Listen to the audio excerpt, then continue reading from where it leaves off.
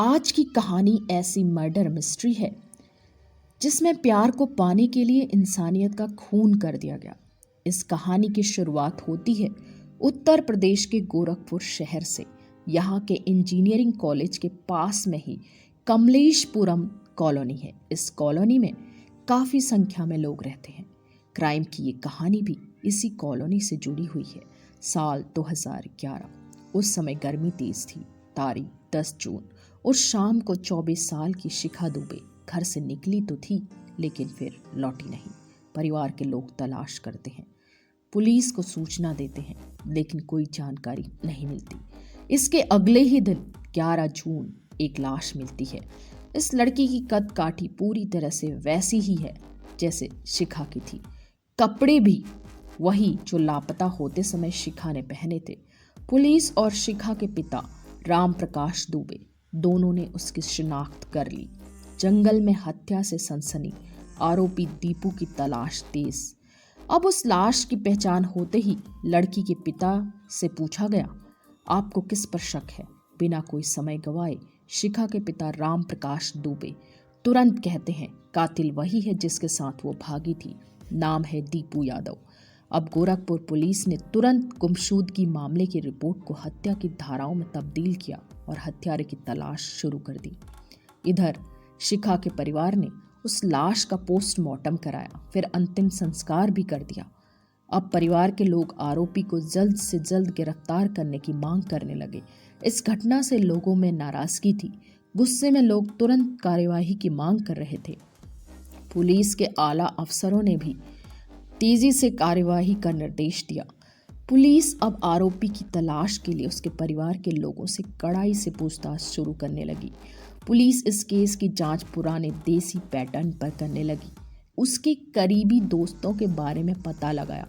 50 से ज़्यादा दोस्तों और परिवार के लोगों से पूछताछ करने पर एक ऐसे दोस्त की जानकारी मिली जिससे पूछताछ करने पर पुलिस को पता चला कि दीपू यूपी के ही सोनभद्र में हो सकता है।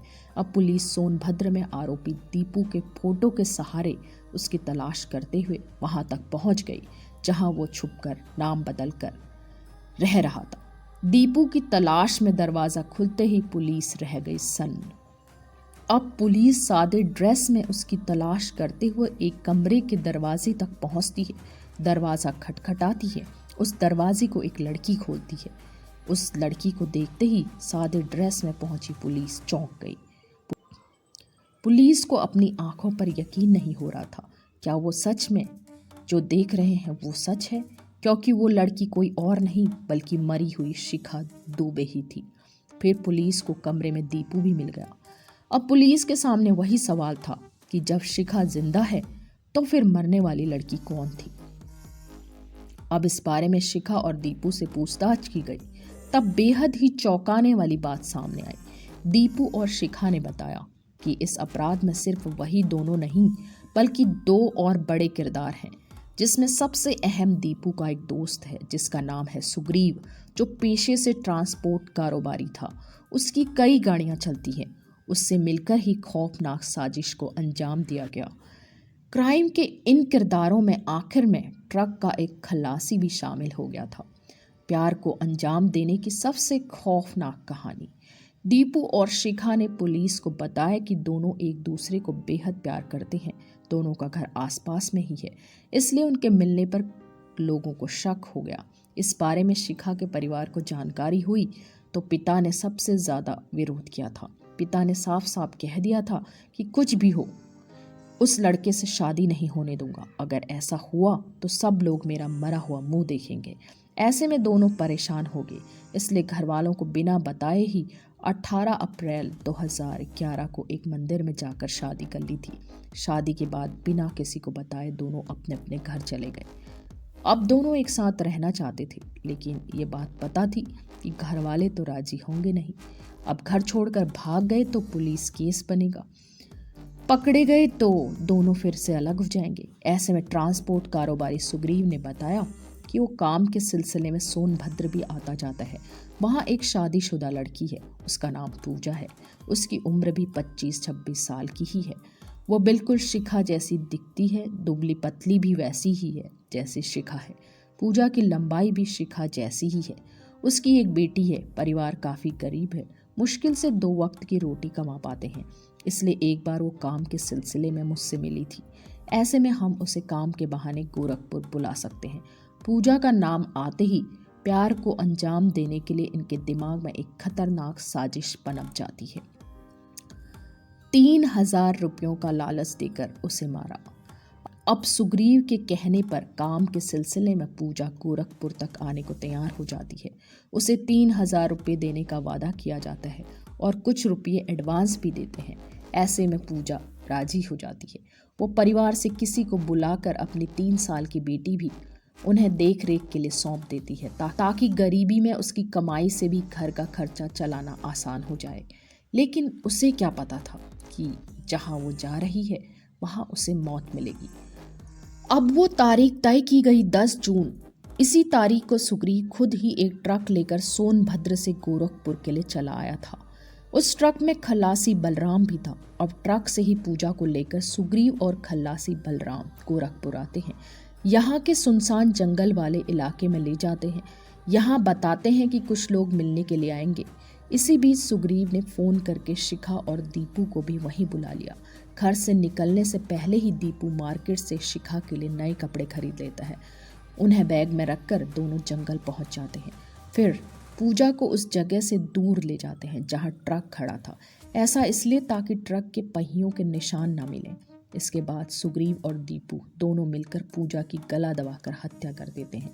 इस मर्डर के बाद शिखा अपनी साजिश की शुरुआत करती है। वो मर चुकी पूजा के कपड़े उतारकर अपने पास रख लेती है और जो कपड़े पहनकर खुद घर से आई थी वही कपड़े उतारकर मरी हुई पूजा को पहना देती है। शिखा हमेशा अपने गले में एक धागा पहनती थी। उस धागे को भी उतारकर पूजा के गले में डाल दिया और चप्पल भी उसके आसपास ही छोड़ दिए। इसके बाद शिखा नए कपड़े पहनकर तैयार हो जाती है। फिर धारदार और भारी हथियार से पूजा का चेहरा पूरी तरह से कुचल दिया जाता है ताकि किसी भी तरह से चेहरा पहचान में नहीं आए। इस तरह मरी हुई पूजा को शिखा का रूप देकर सभी अलग अलग निकल जाते हैं। दीपू और शिखा दूसरी गाड़ी से वहाँ से निकल जाते हैं। वहीं सुग्रीव और खल्लासी पूजा के शव को वहाँ से लेकर सिंघाड़िया के पास जंगल किनारे छोड़ देते हैं ताकि उनके बारे में कोई भनक न लग सके। इसके बाद धारदार हथियारों को दूर के नहर में फेंक देते हैं। इसके बाद दोनों ट्रक लेकर निकल जाते हैं। सुग्रीव के कहने पर ही दीपू और शिखा सोनभद्र में जाकर नाम बदल कर रहने लगते हैं। पिता ने बेटी को देखा, चेहरे को छुआ, फिर बोले, ये मेरे लिए मर चुकी है। इस पूरे ब्लाइंड मर्डर केस का पुलिस ने 21 जून 2011 को खुलासा किया था। शिखा को जब उसके पिता से मिलवाया गया तो पहले तो उन्हें भरोसा ही नहीं हुआ। ये सोचा ही नहीं था जिन हाथों से बेटी का अंतिम संस्कार किया था अभी वो हाथ उसे दोबारा जिंदा भी छू सकेंगे। इसलिए भरोसा करने के लिए उन्होंने पहले शिखा के चेहरे को अपने हाथों से छूकर ये पता लगाया कि वाकई ये शिखा ही है। फिर जब यकीन हो गया कि वो लड़की शिखा यानी मेरी बेटी है, तब पुलिस के सामने कह दिया कि ये मेरी बेटी है, लेकिन वह मेरे लिए मर गई। वो उसी दिन मर गई जब उसने दीपू से शादी करने की बात कही थी। इस केस में दीपू, शिखा, सुग्रीव और खल्लासी बलराम को भी पुलिस ने गिरफ्तार कर लिया और जेल भेज दिया। लेकिन अफसोस उस पूजा का जो गरीबी में अपनी मासूम 3 साल की बच्ची को छोड़कर गोरखपुर आ गई और बिना किसी दुश्मनी के मौत की नींद सो गई। अफसोस इस बात का कि प्यार को पाने के लिए 2 लोगों ने खुद की बजाय उस मासूम पूजा की कुर्बानी दे दी। जिस प्यार के लिए दोनों ने दूसरे का परिवार तबाह किया, वो बाद में खुद भी शादीशुदा जिंदगी गुजार नहीं सके। जेल से जमानत पर आने के बाद दोनों अलग हो गए।